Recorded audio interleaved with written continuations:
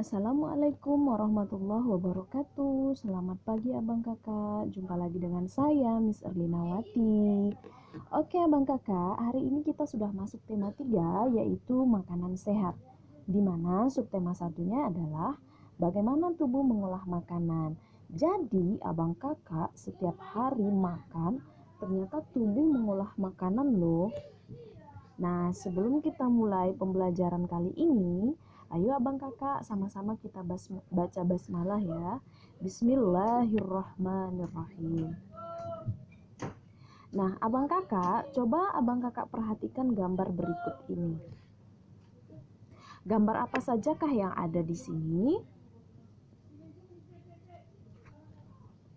Ya, betul sekali. Gambar tadi adalah makanan sehat yang berupa sayur-sayuran dan buah-buahan, di mana makanan sehat baik untuk tubuh kita. Tubuh manusia mengolah makanan menjadi nutrisi yang bermanfaat bagi kesehatan dan pertumbuhan tubuh. Di dalam tubuh yang bertugas mengolah makanan adalah sistem pencernaan. Sistem pencernaan merupakan organ yang dapat ditemui pada manusia dan hewan. Sistem pencernaan berfungsi untuk memperhalus makanan sehingga menghasilkan nutrisi yang dapat diserap oleh tubuh. Nah, dengan adanya nutrisi tersebut, maka manusia dan hewan dapat tumbuh dan berkembang dengan baik.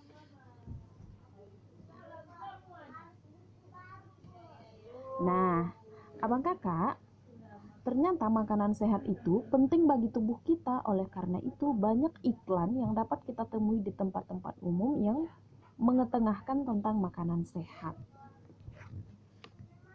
Apa itu iklan? Nah, sebuah informasi yang tujuannya untuk mendorong, menyampaikan sesuatu, membujuk, atau memberikan pengaruh kepada banyak orang agar tertarik pada barang atau jasa yang ditawarkan. Sebuah pengumuman yang berisi informasi produk dan disebarkan kepada orang banyak. Nah, selain itu, iklan juga disebut sama dengan mempromosikan sesuatu kepada pembaca. Nah, pengertian iklan ini, ketiga pengertian ini, silahkan abang kakak catat di buku tulis ya. Nah, coba kita lihat apa saja contoh iklan. Nah, abang kakak, Miss ingatkan lagi, jangan lupa ini dicatat juga di buku tulis ya. Nah, yang pertama contoh iklannya adalah Aku Cinta Sehat, yaitu menjelaskan tentang buah-buahan, di mana buah-buahan adalah sumber vitamin dan mineral. Yang kedua, isi piringku. Isi piringku ini apa saja? Ternyata ada lauk pauk, buah-buahan, sayuran, makanan pokok. Atau yang sering kita sebut dengan 4 sehat, 5 sempurna. Dan yang ketiga, pesan umum gizi seimbang. Nah, ini juga tentang makanan, di mana syukuri dan nikmati aneka ragam makanan, perbanyak makan sayuran dan cukup buah-buahan.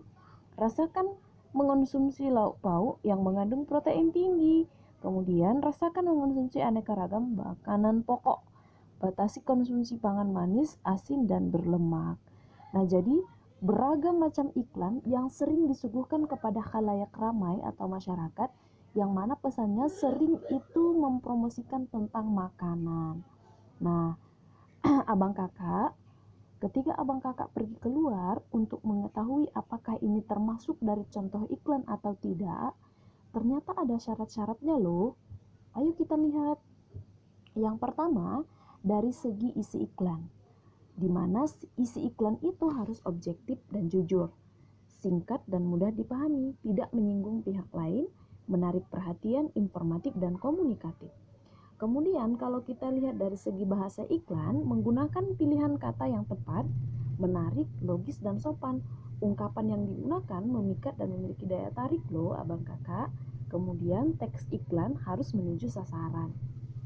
Nah, itu dia ya abang kakak syarat-syarat iklan. Nah, jangan lupa dicatat di buku tulis ya.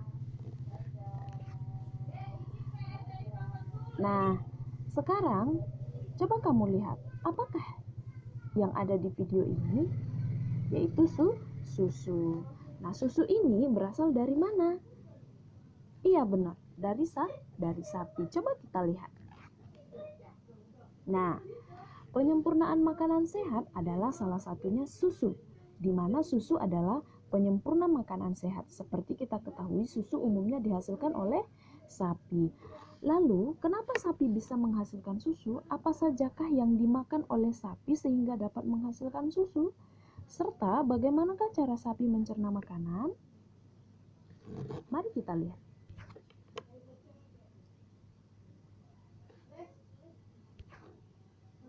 Nah, ternyata sistem pencernaan makanan pada sapi sama dengan sistem pencernaan pada hewan ruminansia. Abang kakak, silahkan ini dicatat juga di buku tulis ya. Nah, sebelum kita masuk ke sistem pencernaannya, mari kita masuk ke pengertian hewan ruminansia. Apakah yang dimaksud dengan hewan ruminansia?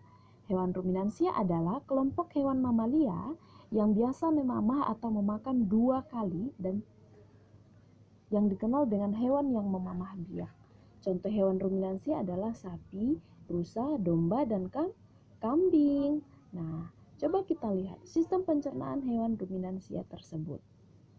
Nah, sistem pencernaannya lebih kompleks dibandingkan pencernaan hewan lainnya.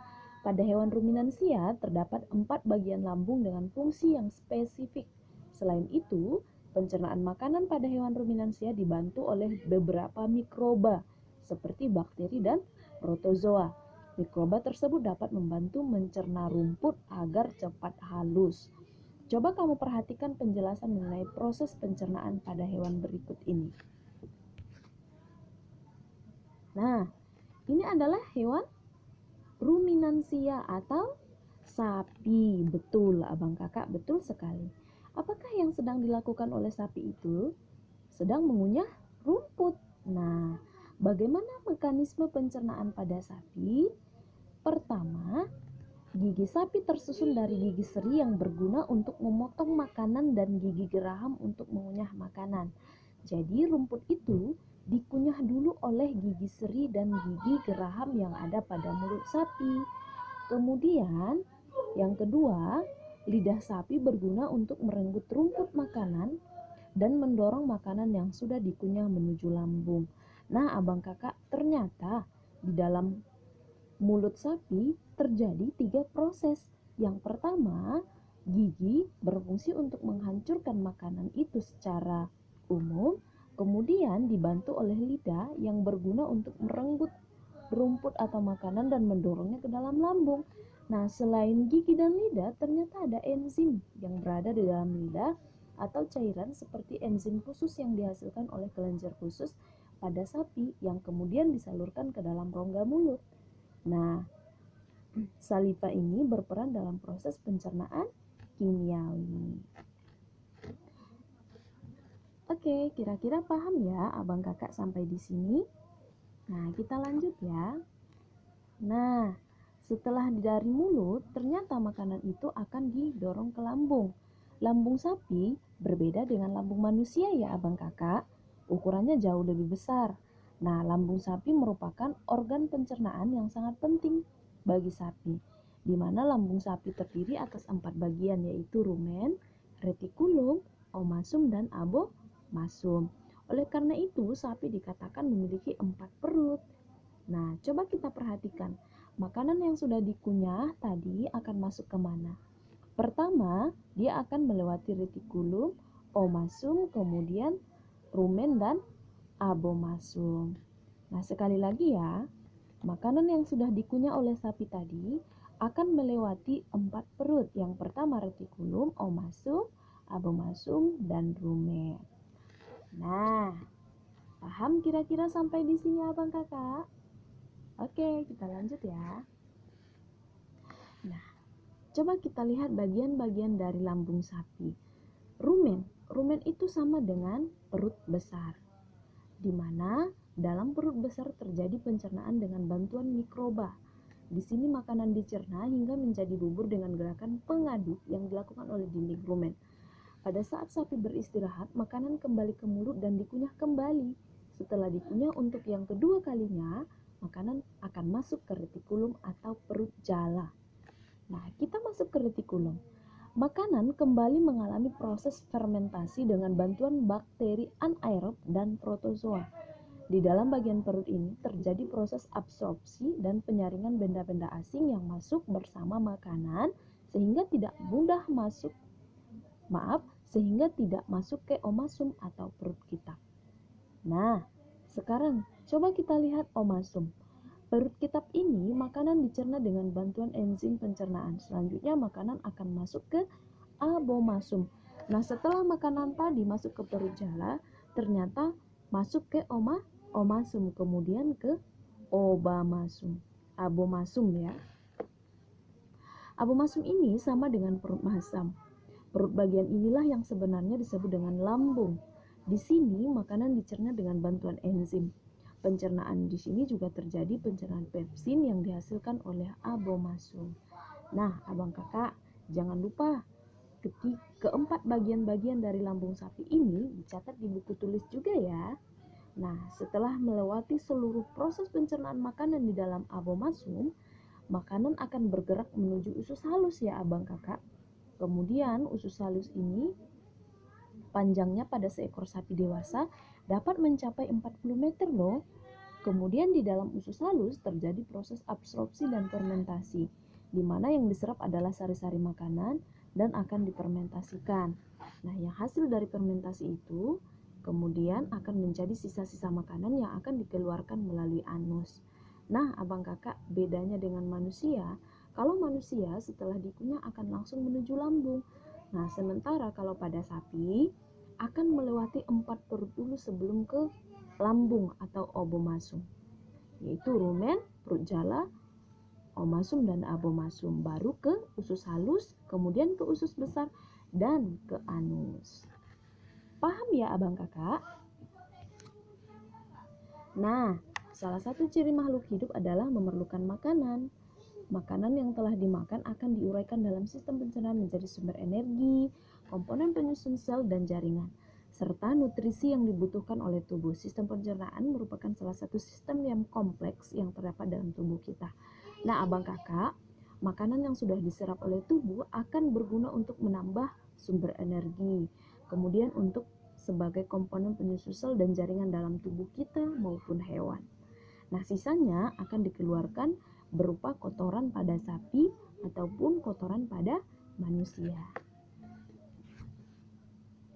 Nah, sekarang coba kita lihat animasi berikut yang menceritakan tentang pencernaan pada manusia. Pencernaan pada manusia berfungsi untuk menghancurkan makanan yang masuk ke dalam tubuh. Makanan yang semu dalam tubuh kasar dapat berubah menjadi bentuk yang lebih halus dengan bantuan gigi dan enzim. Dalam hal ini, enzim pencernaan dapat mempermudah proses penyerapan sari makanan. Selain itu, sistem pencernaan juga berfungsi untuk membuang sisa-sisa makanan yang sudah tidak diperlukan tubuh. Keberadaan zat sisa tersebut dapat menjadi racun bagi tubuh manusia jika tidak dikeluarkan. Coba kamu lihat abang kakak. Pertama, makanan itu berada atau dikunyah di mulut. Kemudian masuk ke esofagus atau tenggorokan, kemudian ke stomat atau lambung, kemudian masuk ke small intestine atau usus halus, kemudian lower intestine atau usus besar. Nah, kemudian sisa makanan itu akan keluar berupa tinja. Coba kamu lihat. Nah, ini dia tinja. Paham ya abang kakak? Kita lanjut. Nah, bagaimana proses pencernaan makanan pada manusia? Pertama, makanan itu ada di mulut, di mana makanan akan dikunyah dengan menggunakan gigi. Kemudian, makanan proses selanjutnya akan melalui tenggorokan menuju lambung, di mana proses pemecah makanan dari zat yang kompleks menjadi molekul-molekul yang lebih sederhana dengan bantuan enzim yang ada di lambung. Kemudian yang ketiga, ini dia makanan yang sudah dibantu oleh enzim dalam proses penghalusan makanan. Nah, proses penyerapan sari makanan akan terjadi pada usus halus. Nah, setelah dari usus halus, zat sisa akan masuk ke usus besar. Nah, zat sisa itu setelah dari usus besar maka akan langsung menuju anus dan siap untuk dikeluarkan. Nah, pertama dari mulut, kemudian kerongkongan, kemudian ke lambung, lalu usus halus dan usus besar, serta anus. Paham ya Abang Kakak? Nah, di tema 1 kita sudah belajar tangga nada, tapi akan Miss ingatkan kembali. Dan jangan lupa Abang Kakak, silahkan dicatat di buku tulis ya. Tangga nada sendiri terbagi atas tangga nada mayor dan minor. Adapun cirinya adalah tangga mayor, lagunya bersifat riang dan gembira, terdengar bersemangat, umumnya diawali dan diakhiri dengan nada do. Sedangkan nada minor, lagunya bersifat sedih, terdengar kurang bersemangat, umumnya diawali dan diakhiri dengan nada la. Itu dia kedua perbedaan antara tangga mayor dan nada minor. Nah, sekarang kita masuk ke interaksi sosial. Abang Kakak punya teman di rumah? Punya, selain adik, pasti punya teman yaitu tetangga sebelah rumah. Apakah Abang Kakak sering bermain dengan teman? Iya, betul. Nah, hal yang Abang Kakak lakukan itu sama dengan interaksi sosial. Jangan lupa ya Abang Kakak, ini juga dicatat di buku tulis. Nah, interaksi sosial adalah hubungan sosial yang menyangkut hubungan antar individu, individu dengan kelompok, dan kelompok dengan kelompok. Interaksi sosial amat dibutuhkan untuk kehidupan bersama, sebab individu tidak dapat hidup tanpa individu lainnya. Interaksi dengan lingkungan hidup merupakan interaksi antara manusia dengan lingkungan yang terbentuk secara alami.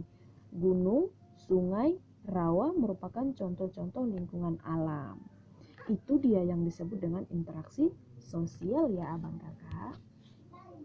Nah, ternyata interaksi sosial materi kita hari ini mengakhiri pembelajaran kita pada hari ini ya Abang Kakak.